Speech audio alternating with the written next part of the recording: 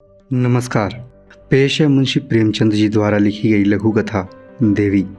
रात भीग चुकी थी। मैं बरामदे में खड़ा था। सामने अमीनुद्दौला पार्क नींद में डूबा खड़ा था। सिर्फ एक औरत एक तकियादार बेंच पर बैठी हुई थी।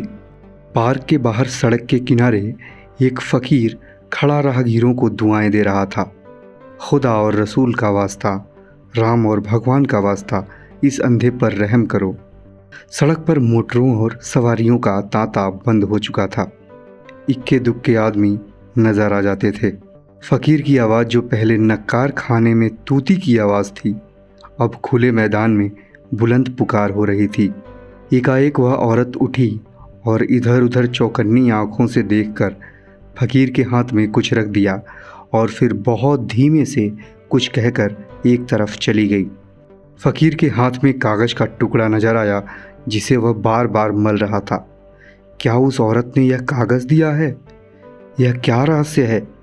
उसको जानने के कुतूहल से अधीर होकर मैं नीचे आया और फ़कीर के पास खड़ा हो गया। मेरी आहट पाते ही फ़कीर ने उस कागज़ के पुर्जों को 2 उंगलियों से दबाकर मुझे दिखाया और पूछा, बाबा देखो ज़रा, यह क्या चीज़ है? मैंने देखा। 10 रुपए का नोट था।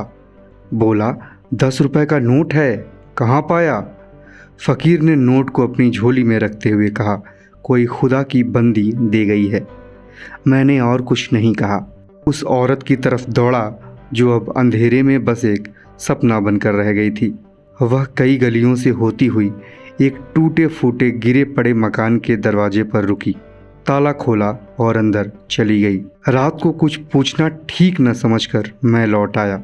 रात भर मेरा जी उसी तरफ लगा रहा। एकदम तड़के मैं फिर उस गली में जा पहुंचा। मालूम हुआ वह एक अनाथ विधवा है। मैंने दरवाजे पर जाकर पुकारा, देवी मैं तुम्हारे दर्शन करने आया हूँ। औरत बाहर निकल आई। गरीबी और बेकसी की जिंदा तस्वीर। मैंने हिचकते हुए कहा, रात आपने फ़कीर को? देवी ने बात काटते हुए कहा, अजी वह क्या बात थी? मुझे वह नोट पड़ा मिला, वह मेरे किस काम का था? मैंने उस देवी के कदमों पर सिर झुका दिया।